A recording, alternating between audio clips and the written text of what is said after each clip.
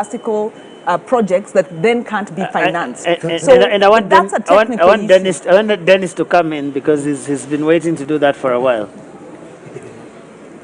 I have a serious problem asking people to solve problems.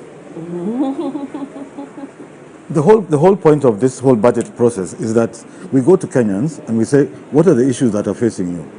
Then, because we are responsible government, we solve them through policy. Yeah? We don't let people design projects. We solve them through policy, which is then translated to programs, which is policy, which I think this is what Alex is saying here, right?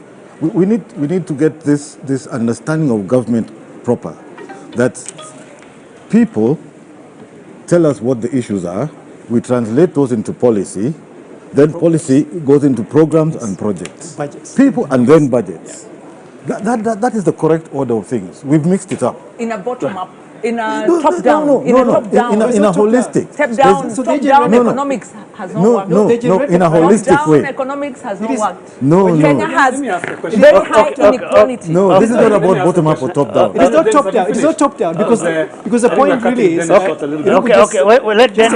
Let Dennis finish. Is that in a consultative participatory process, the communities generate the issues, the priorities. Now, those have to be consistent with the plans.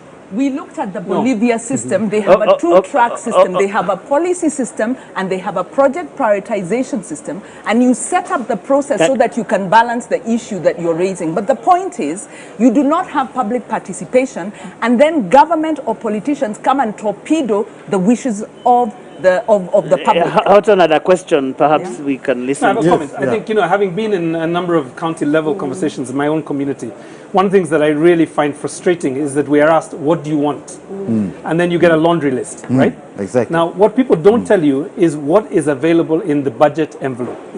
Because ultimately, budget making and policy making is trade-offs of choices. If you're not given the information, how do you participate in the trade of those decisions? What ends up happening is a group of policy makers or budget makers sitting somewhere in a very small room, very far from the rest of the public, make the decisions. We are essentially providing just the fodder, but the actual processing is done by somebody else. I think until we get to a point where we actually have people being able to work out what is the budget for the Kilimani ward, what is the budget for the Nairobi County, and actually start there.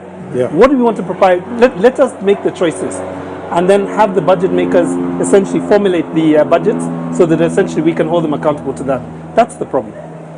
Wow. Dennis, had you finished? No, I think that's exactly it. I think the point is this, that, and in fact, I'll agree with Wanjiru on one thing and disagree with Alex.